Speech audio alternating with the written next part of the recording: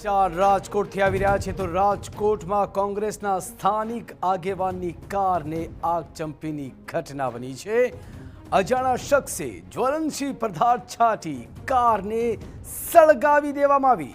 કોંગ્રેસના સ્થાનિક આગેવાન મીઠા જોગરાણાની કાર સળગાવવાની ઘટના બની છે। ખોડિયાલનગર શેરી નંબર 1માં આ ઘટના બની અને કાર સળગાવવાની ઘટના ત્યાં લાગેલ સીસીટીવી કેમેરામાં પણ કેદ થઈ। તો મોહિત, અમારા સંવાદદાતા મોહિત સાથે વાત કરીએ। જી મોહિત, શું છે સમગ્ર માહિતી?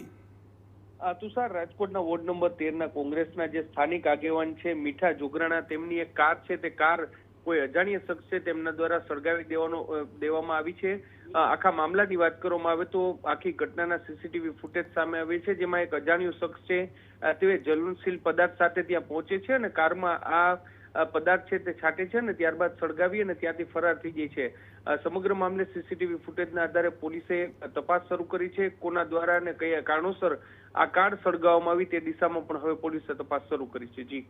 જી મોહિત, સમગ્ર માહિતી આપવા બદલ આભાર। તો આપને જણાવી દઈએ કે રાજકોટના વોર્ડ નંબર 13ના કોંગ્રેસના સ્થાનિક આગેવાન મીઠા જોગરાણાની કારને આગચંપીની ઘટના બની। ત્યાં લાગેલ સીસીટીવી કેમેરામાં આખી ઘટના કેદ થઈ છે। અજાણ્યો શખ્સ કારને આગચંપી કરતો સીસીટીવી કેમેરામાં કેદ થયો।